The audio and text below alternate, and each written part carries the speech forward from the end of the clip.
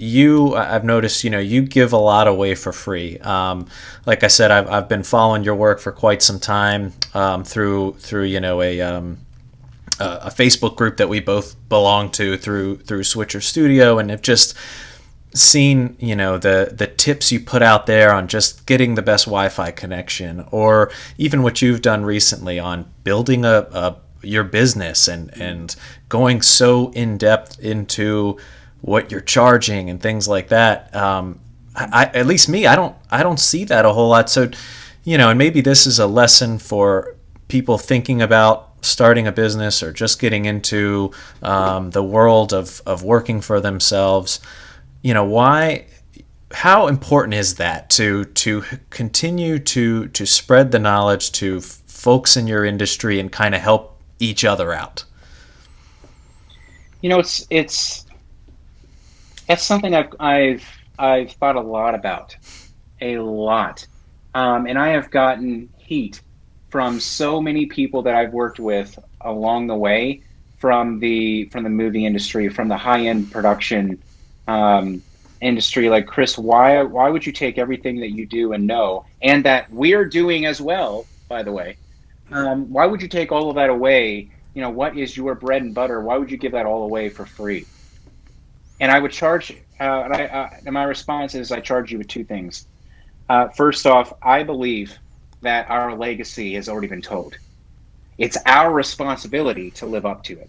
Yes. So one of the other things I also learned early on was that one of my favorite books by Gary Vaynerchuk was the Thank You Economy, that states, take the number one thing you do and give it away for free, and see how that changes your life. And when I talk about like living proof, I am literally proof, literal living proof of that statement. It has been absolutely earth shattering, completely changed everything for my life and for my business by doing so. Because when you take a step back, yes, I may be sharing with others how to do what I do, and I may be sharing with my direct competition right here locally. That's fine. So what? They're not going to beat me. Got it? You're not going to be better than me. You're not ever going to surpass me. And by the way, I say that not arrogantly. I say that with confidence because I have invested a lot to become very good at what we do, company wide. And so the punchline is that, ultimately, I think that, here's another one. I think that when we all win, we all win. Whatever that looks like, whatever that is. It's no longer this idea that, like, look, I can be the only video production company in the whole world. Man, there's plenty of food out there. Like, just go hunt, just go shopping, just, hone your skill, get better, and go start telling and spreading the message to your clients for why they need to share their why on Facebook Live. Again, get out there and start enabling people's truths to be heard, because we are all in this together. It's not about making a dollar, but I promise you, you will make a lot of dollars if you go out there and do it. Let's do it this way. A lot of dollars, maybe not in the beginning, but thereafter, after a little while, you'll get the momentum you need. So that's kind of my belief system for that. And what's also interesting is that it hit me, and I never thought about this prior to like the first year in. When I first started live streaming, and I first started Live with Steady is the show that I had at the time, and now we're doing Steady Live.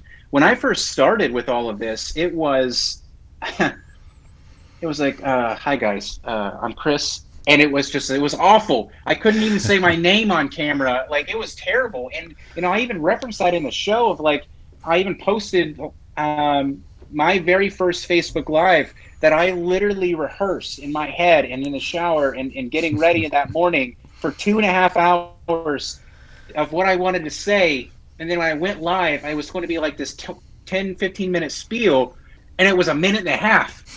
It was awful. But the punchline is, it was there. It existed. It happened, and it enabled me to get out of my own way and just start speaking my truth on Facebook Live. And it, holy smokes, after doing a lot of bad episodes thereafter, telling people how to live stream better and whatever else, I got marginally better, and the audience grew, right? And what's interesting about that audience is we've actually been able to leverage it, not financially, but scaling. See, what's interesting is that, in some ways, what we were doing became an authority on some level within that community. And when it came time for, like, oh, you know what, we've got a gig that we've got to do this other thing, we need somebody to help shoot this one. Well, we just fire up that audience, and who in there, within there, is perfect for this job. So it worked great for us, and scaling. And there's so much more to come from that, as it's just the early days here for that. But it's like, holy smokes,